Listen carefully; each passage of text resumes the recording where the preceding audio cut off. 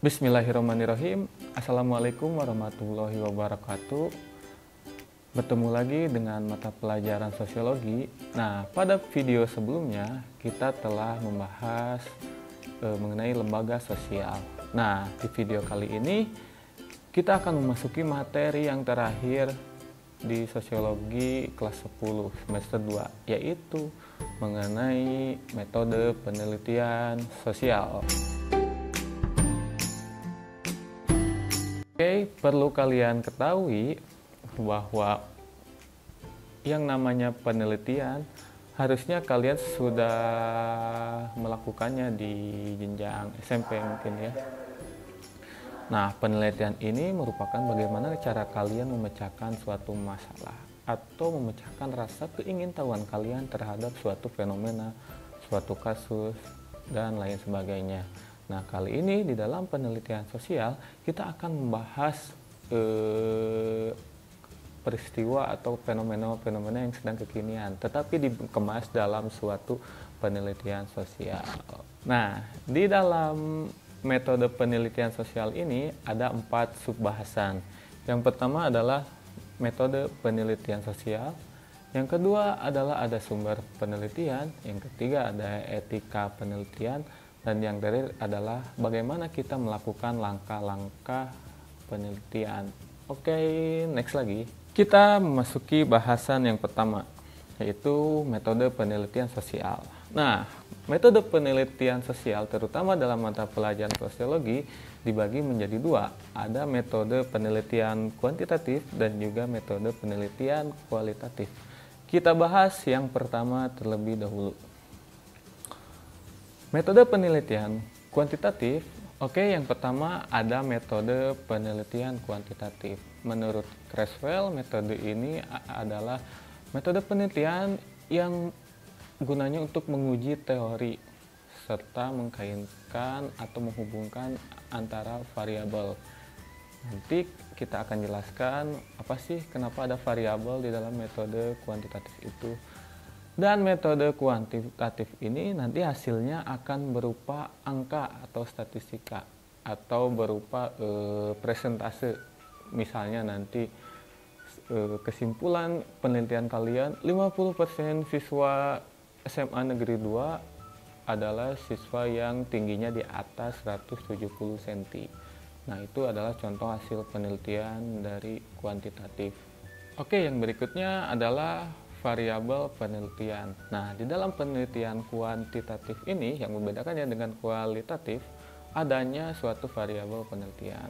Variabel penelitian ini maksudnya adalah faktor yang mempengaruhi dan faktor yang dipengaruhi di dalam suatu topik penelitian. Nah, variabel dalam penelitian ini dibagi atau biasa kita sebut bagi 2. Ada variabel X dan juga variabel Y. Nah, kalau variabel X adalah faktor yang dipengaruhinya apa, sedangkan variabel Y adalah kebalikannya, yaitu faktor yang mempengaruhinya. Kita langsung masuk ke contohnya. Misalnya, kalian nanti akan mengambil judul penelitian adalah pengaruh pacaran terhadap prestasi siswa di kelas 10 R SMA Negeri 2 Cianjur. Kenapa Bapak menuliskan seperti ini? Supaya kita lebih spesifik. Menelitinya di SMA Negeri 2 kelas apa? Di kelas bagian mana? Jadi biar tidak terlalu banyak. Apakah kalian mau meneliti seluruh warga SMA Negeri 2? Tidak mau kan? Jadi judul itu harus spesifik. Harus sedetail mungkin. Nah, di sini variabel X-nya itu adalah prestasi siswa. Sedangkan variabel Y-nya itu adalah pacaran. Karena sebagai kesimpulannya, salah satu prestasi siswa itu dipengaruhi oleh pacaran juga. Kalau kalian mengamati, ada beberapa kasus yang siswa itu dengan pacaran justru dia prestasinya malah meningkat. Tetapi tidak sebagian kecil juga bahwa dengan pacaran malah prestasinya menurun karena dia sibuk dengan ayang-ayangan dan lain sebagainya. Nah, itu adalah contoh variabel X dan variabel Y yang ada di dalam penelitian kuantitatif. Yang berikutnya, di dalam metode penelitian ada yang namanya metode penelitian kualitatif. Nah, ini adalah metode penelitian yang sering digunakan di dalam penelitian sosial. Karena kenapa? Di dalam metode penelitian kualitatif ini, nanti hasil penelitiannya itu akan berupa deskripsi atau pernyataan atau pendapat. Nah, ini sesuai dengan bidang atau kajian ilmu sosial yang kebanyakan itu adalah talaran atau hafalan. Kemudian di dalam penelitian kualitatif itu dibagi lagi menjadi beberapa jenis. Yang pertama adalah metode etnografi. Etnografi ini adalah penelitian yang dilakukan terhadap suku-suku bangsa atau suku adat dan juga kaitannya dengan kebudayaannya. Misalnya kalian meneliti ke suku Dayak, terus budayanya di sana ada apa aja sih yang membedakannya dengan masyarakat pada umumnya. Nah, itu merupakan jenis penelitian kualitatif etnografi. Yang kedua ada penelitian studi kasus. Penelitian studi kasus ini adalah penelitian yang lebih mendalam, terperinci terhadap suatu peristiwa tertentu. Metode ini mungkin lebih banyak atau sering digunakan di lingkungan sekitar kita, karena kita kan lebih suka meneliti bagaimana sih hal-hal yang kekinian itu, kok bisa ya ayang-ayangan itu jadi populer, atau kok bisa ya mungkin yang kemarin banyak rame di media sosial tentang perundungan dan lain sebagainya. Nah, itu biasanya masuk ke dalam penelitian studi kasus. Jenis penelitian yang ketiga yaitu jenis penelitian kualitatif fenomenologi. Nah, kalau jenis penelitian fenomenologi ini adalah penelitian yang menggambarkan pengalaman pribadi seseorang. Jadi bagaimana di riwayat hidupnya itu dia yang berasal dari orang tidak mampu menjadi orang yang terkenal. Nah, itu dilakukan penelitiannya itu namanya fenomenologi. Berikutnya adalah penelitian sejarah. Penelitian sejarah adalah penelitian yang bersumber kepada masa lampau atau masa lalu. Bisa melalui buku-buku, internet, atau ahli sejarah. Contohnya, kalau misalnya kalian mau meneliti kenapa bumi itu sampai sekarang bisa berumur yang katanya 4,5 miliar tahun, dan sejak kapan ada interaksi di muka bumi ini. Nah, itu maksudnya ke penelitian sejarah. Jenis penelitian yang berikutnya adalah penelitian kualitatif studi literatur. Namanya literatur berarti itu tidak jauh kaitannya dengan yang namanya literasi atau membaca. Ya, betul sekali. Di dalam studi literatur ini sumbernya itu adalah berbagai macam dokumen, majalah, koran. Jadi mungkin sumbernya itu yang apa yang ada di dalam perpustakaan. Berarti kalian telah melakukan penelitian studi literatur. Dan jenis penelitian yang terakhir adalah jenis penelitian eksplorasi. Jenis penelitian ini namanya juga explore. Explore itu kan mencoba hal-hal yang baru, mencoba hal-hal yang belum kita lakukan sebelumnya. Jadi sama halnya dengan penelitian, jenis penelitian ini tujuannya untuk menemukan hal-hal yang baru. Misalnya, bisa gak sih manusia saat ini berinteraksi tanpa handphone? Apakah masih bisa di zaman yang serba canggih ini? Kalau masih bisa, caranya seperti apa? Nah, itu contoh penelitian eksplorasi. Penelitian yang tujuannya itu menemukan hal-hal yang baru atau hal-hal yang aneh dan belum dipelajari sebelumnya. Itu adalah salah satu atau keenam jenis penelitian kualitatif. Selanjutnya adalah metode penelitian campuran. Nah, metode penelitian campuran ini dilakukan apabila peneliti itu belum puas dengan hasil penelitian yang telah dia lakukan sebelumnya. Misalnya datanya kurang akurat, atau dia mengalami kekhawatiran kalau misalnya melakukan penelitian dengan kuantitatif, takutnya dia nanti juga butuh wawancara. Nah, itulah mengapa penelitian atau metode campuran ini ada. Karena ini campuran, tentu nanti hasilnya juga akan berupa angka dan juga deskripsi. Jadi ini merupakan mix match atau gabungan dari penelitian kuantitatif dan kualitatif dari segi metodenya maupun juga nanti hasilnya. Dan tentunya menggunakan metode ini akan membutuhkan proses yang lebih panjang juga. Bahasan yang kedua adalah mengenai sumber penelitian. Sumber penelitian ini dibagi menjadi dua. Ada sumber penelitian data primer atau yang utama. Nah, sumber penelitian mengenai data primer ini kita langsung tahu datanya itu dari orang yang kita teliti atau objek penelitian. Misalnya melalui hasil observasi, melalui hasil wawancara kita terhadap orang yang diteliti, atau juga melalui angket yang telah kita sebarkan ke orang-orang tersebut. Jadi tanpa melalui perantara istilahnya. Dan yang kedua adalah data sekunder. Nah, kalau data sekunder ini adalah data namanya sekunder, berarti data kedua atau bisa melalui perantara. Contohnya itu, kalau kita mau meneliti melalui dokumen-dokumen, melalui jejak-jejak digital. Nah, itu termasuk data sekunder karena kita tidak memperoleh langsung dari orang yang kita wawancarai. Seperti itu, teman-teman. Bahasan yang ketiga adalah etika penelitian. Nah, bagaimana sih etika kita sebelum kita melakukan suatu penelitian? Nah, kita harus belajar sejak saat ini karena nanti ini akan berguna, apalagi kalau misalnya kalian akan nanti melanjutkan ke perguruan tinggi negeri. Nanti nggak akan aneh atau nggak akan asing dengan yang namanya penelitian. Etika penelitian yang pertama dan yang paling penting yaitu kita jangan menjiplak, jangan melakukan plagiatisme, jangan meniru. Itu sangat diharamkan sekali dalam suatu penelitian. Kenapa? Karena kalau kita meniru atau menjiplak karya atau penelitian orang lain, kita akan kena yang namanya undang-undang dan itu sudah diatur. Dan nanti akibatnya kita akan kena sanksi baik pidana maupun nanti hukuman yang memungkinkan kita dipenjara. Oleh karena itu kita harus buat seasli mungkin, sekarya kita original mungkin. Toh kalaupun kita mengambil sumber lain, kita harus mencantumkan nama sumbernya, misalnya sumbernya dari jurnal yang dibuat oleh Bapak Hujatul. Nah, itu harus dicantumkan nanti di daftar pustaka. Kalau seperti itu tidak apa-apa. Yang jangan itu adalah kita menjiplak semuanya tanpa mencantumkan sumbernya. Nah, itu yang tidak diperbolehkan. Yang kedua adalah kita harus meminta izin terlebih dahulu kepada orang yang diteliti. Apakah dia bersedia atau tidak untuk kita wawancarai.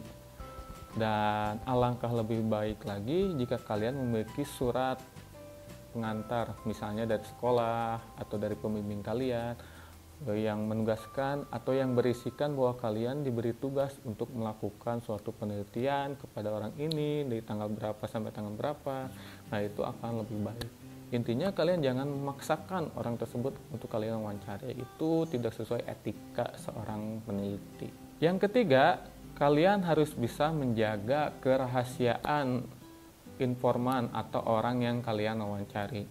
Jangan sampai orang tersebut, orang yang kalian wawancarai sudah terbuka, tetapi sama kalian dibongkar rahasianya di depan umum. Apalagi kalian diumbar-umbar di media sosial. Ternyata si ini mah kebiasaan gini loh. Nah, itu jangan sampai seperti itu tidak sesuai dengan etika penelitian. Kalau seperti itu namanya kalian sudah menjatuhkan atau mencemarkan nama baik seseorang dan itu tidak baik, apalagi seorang pelajar.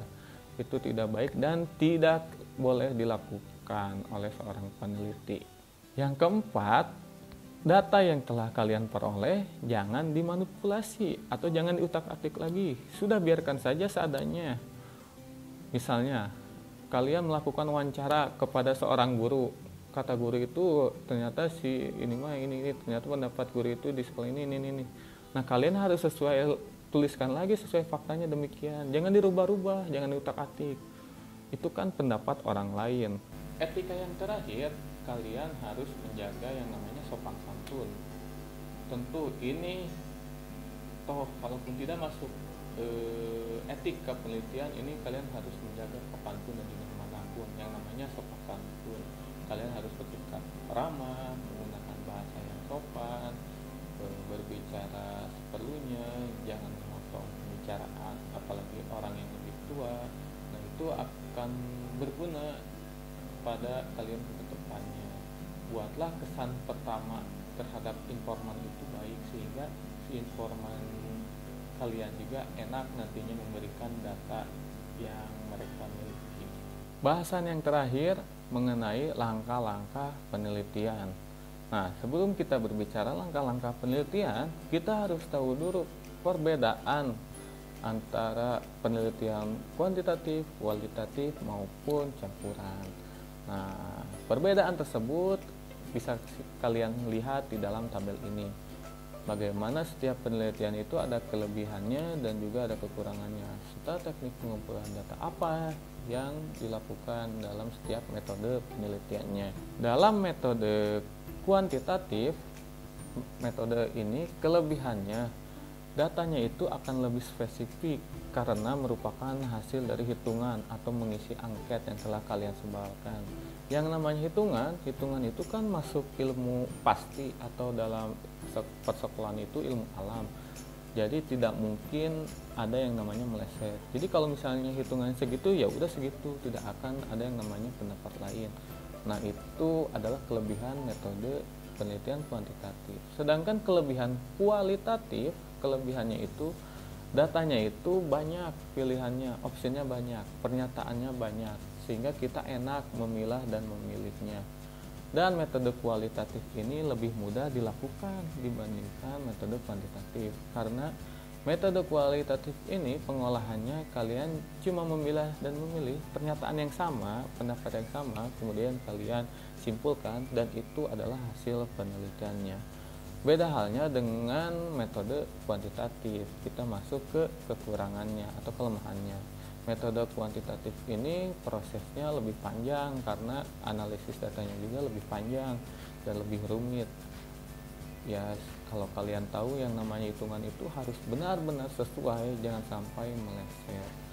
Sedangkan kekurangan dari metode penelitian kualitatif ini lebih rentan yang namanya untuk dimanipulasi dan datanya itu kurang akurat kalau untuk kualitatif, karena itu kan hanya berupa pendapat, bukan hitungan, bukan berasal dari data ilmiah, sehingga lebih rentan untuk dimanipulasi dan juga lebih mudah untuk dimodif atau sehingga nanti datanya tidak akurat.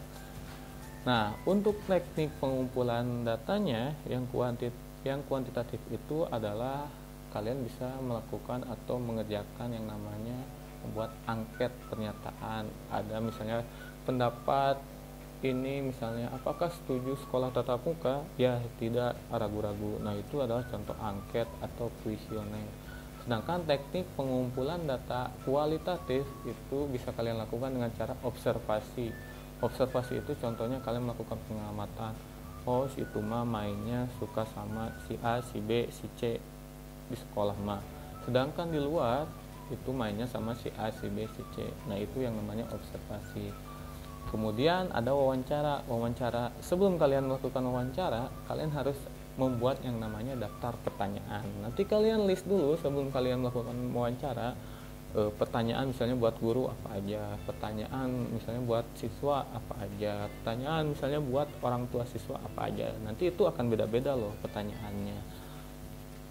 Dan juga yang terakhir ada survei lapangan. Survei lapangan itu kalian hanya mengamati hampir sama dengan observasi sebenarnya. Hanya saja survei lapangan ini kalian fokus ke tempat kalian penelitian. Misalnya kalian tadi di awal Bapak sebutkan kalian akan melakukan penelitian di kelas 10R. Ya udah, survei lapangannya di kelas 10R aja, bagaimana iklimnya, siapa wali kelasnya, terus di kelasnya gimana suasananya. Nah, itu survei lapangan. Dan kalau yang terakhir ini Bapak sengaja yang metode campuran ini kosongkan karena kelebihan dan kelemahannya itu sudah ada di atas, tinggal digabungkan saja. Dan begitupun dengan teknik pengumpulan datanya, tinggal digabungkan saja dari kualitatif dan kuantitatif. Kali ini baru kita akan bahas bagaimana langkah-langkah atau apa saja yang harus kalian lakukan dalam melakukan penelitian. Nah, pada dasarnya penelitian kuantitatif dan juga kualitatif itu memiliki kesamaan dalam langkahnya. Yang pertama, kalian harus menentukan topik permasalahan atau kalian harus menemukan masalah, bukan mencari masalah ya. Kalian harus menentukan topik, menemukan masalah. Misalnya, kalian menemukan masalah di lingkungan tempat tinggal kalian, kok bisa ya orang-orang buang sampah seenaknya di sana? Faktor apa sih yang membuat orang-orang di sana itu buang sampahnya sembarangan? Nanti mungkin jawabannya itu atau kesimpulan sementaranya, oh karena tempat sampahnya kejauhan, oh karena si orang itu tersebut buru-buru ke kantor kerjaan. Nanti akan ada berbagai macam pendapat di hasil penelitian kalian. Langkah yang kedua, kalian harus mencari informasi dari berbagai sumber, bisa dari internet atau orang-orang sekitarnya, atau misalnya pejabat-pejabat, atau misalnya dari warga-warga sekitar.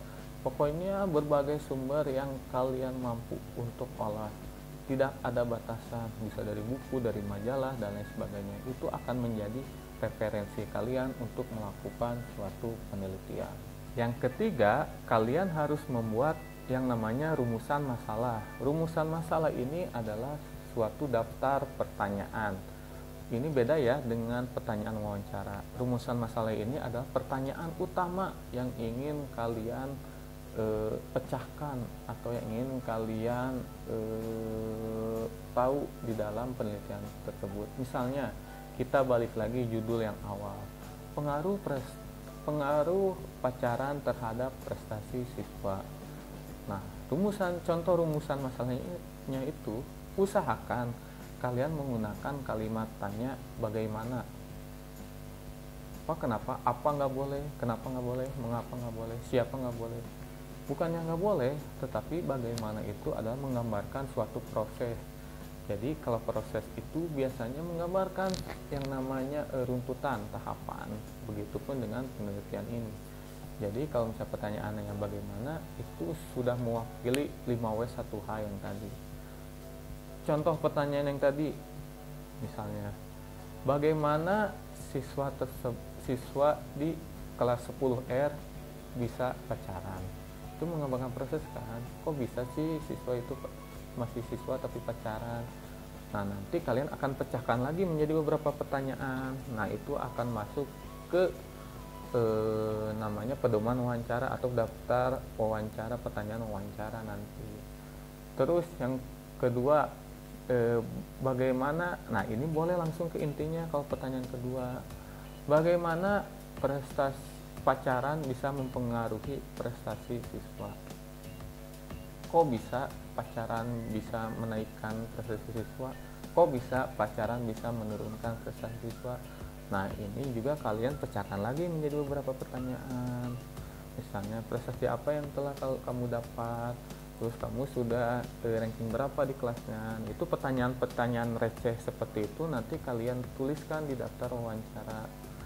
Dan yang ketiga adalah bagaimana, contohnya ya, bagaimana solusi terhadap siswa yang melakukan pacaran tapi prestasinya menurun. Ini ada pertanyaan akhir, biasanya adalah solusi atau harapan. Nanti kalian urutkan lagi di daftar wawancara, pisahkan lagi dengan pertanyaan 1 dan 2. Nah, itu untuk rumusan masalah, 3 juga cukup sebenarnya. Nanti kalau misalnya kelas yang praktek, yang mau mencoba praktek ke lapangan, itu rumusan masalahnya 3 aja, nggak usah banyak-banyak. Bapak juga dulu skripsi, pertanyaan rumusan masalahnya itu cuma 4. Itu skripsi loh S1. Jadi untuk seukuran kalian, 3 juga cukup, nggak apa-apa. Atau kalau misalnya mau 2 juga nggak apa-apa sebenarnya, asal jangan 1 saja. Karena kalau 1 itu nanti datanya kurang spesifik dan kurang detail. Langkah keempat, kalian harus menentukan metode penelitian. Kalian mau melakukan kuantitatif atau kualitatif. Namun Bapak menyarankan kalian melakukan penelitian kualitatif saja, karena kita kan ini berbicara ilmu sosial, ilmu yang mempelajari hubungan antar manusia. Supaya lebih enak dan supaya lebih interaktif, kita harus melakukan banyak interaksi. Kalau misalnya penelitian kuantitatif itu nanti interaksinya kurang, karena kita ya cuma ngasih angket aja, sudah aja bubar. Nanti misalnya angketnya udah beres-beres Pak, oh ini ya udah, nggak akan yang namanya ada yang namanya keakraban, berinteraksi, bersosialisasi, itu nggak akan ada di kuantitatif. Jadi Bapak sarankan Nanti bagi yang praktek, sekali lagi melakukan penelitian yang kualitatif atau melakukan observasi dan wawancara. Langkah yang kelima, kalian harus melakukan pengamatan atau survei atau observasi. Kalian harus misalnya kalau melakukan penelitian tadi yang bagaimana pengaruh pacaran terhadap prestasi siswa, berarti kalian harus mengamati objek yang akan kalian teliti. Misalnya kalian akan meneliti 10 orang, ya kalian terus aja amati 10 orang itu kurang lebih 1 minggu atau 1 bulan, tergantung kalian sudah dekat atau belum dengan orang tersebut. Kalau sudah dekat, rasanya 1 hari juga cukup, kecuali kalau misalnya kalian belum kenal, kurang lebih ya minimal harus 1 bulan melakukan observasinya. Bagaimana cara dia berinteraksi, terus bagaimana cara dia merespon orang yang lebih tua dan lain sebagainya. Itu dilakukan di langkah kelima. Dan langkah kelima ini juga kalian sekaligus setelah melakukan observasi, lalu kalian melakukan wawancara atau yang kuantitatif, itu kalian langsung memberikan angket. Nah, di sini kurang lebih cepat tidaknya tergantung dari informan dan kalian sendirilah yang menentukan. Kalau informannya itu sangat akrab atau humble, istilah anak zaman sekarangnya, itu Bapak rasa tidak akan menemukan kesulitan. Yang paling sulit itu adalah informannya yang sulit ditemui atau kurang informatif. Nah, itu Bapak rasa akan lama prosesnya. Langkah yang keenam, kalian harus mengolah data penelitian tersebut. Kalau di kuantitatif, kalian harus menjumlah jamlehkan survei atau angket yang telah kalian buat. Berapa orang yang mengatakan setuju, berapa orang yang tidak mengatakan tidak setuju, dan lain sebagainya. Kalau di penelitian kualitatif, kalian harus menyamakan atau menemukan pendapat yang sama itu siapa aja. Dan misalnya ada pernyataan yang sama, oh berarti ini kalian urutkan, pernyataan yang sama lagi urutkan, atau misalnya pendapat dari orang tua saja urutkan, pendapat dari siswa saja urutkan. Nah, itu kalau di dalam penelitian kualitatif, jadi harus kalian olah dulu datanya. Langkah yang ketujuh, kalian harus membuat laporan penelitian. Laporan penelitian ini bagi yang praktek, sekali lagi akan Bapak buat sesimpel mungkin, tidak akan seribet skripsi, tenang saja. Kalian nggak usah takut, kita akan buat yang sederhana mungkin. Namanya kita masih belajar, masih kelas 10, jadi kita akan buat yang sederhana. Nah, laporan kalian ini harus kalian buat serapih mungkin. Kalian belajar dari sekarang untuk menulis rapih atau untuk membuat laporan yang rapi. Kenapa? Karena nanti kalau di perkuliahan takutnya kalau misalnya ada kurang titik koma sedikit saja, itu akan menimbulkan yang namanya revisi, dan kalian harus mengulang lagi, dan mengulang lagi seperti itu. Dan langkah yang terakhir, kalian harus membuat simpulan dan rekomendasi serta mempresentasikan hasil penelitian kalian kepada teman-teman kalian, bahwa wah, saya sudah membuat penelitian ini nih, saya bangga sekali membuat penelitian ini, dan ternyata pengaruh prestasi pacaran itu tidak sepenuhnya mempengaruhi prestasi siswa, justru kebanyakan hasilnya itu berdampak negatif bagi siswa. Kalian akan memiliki prestis sendiri, kebanggaan tersendiri bahwa kalian telah menyelesaikan penelitian sosial di kelas 10 ini yang masih muda. Seperti itu, teman-teman. Oke, itulah pembahasan mengenai metode penelitian sosial. Kalau misalnya belum dipahami, kalian boleh tanyakan di kolom di bawah ini, atau japri lewat WA juga, mangga silahkan. Terakhir, mohon maaf apabila ada penjelasan yang kurang jelas atau yang kurang tepat, mohon dikoreksi oleh kalian sendiri. Kita namanya juga saling belajar ya di sekolah itu, tidak boleh saling menyalahkan. Terima kasih atas perhatiannya. Sampai berjumpa di video berikutnya. Sampai jumpa dan wassalamualaikum warahmatullahi wabarakatuh.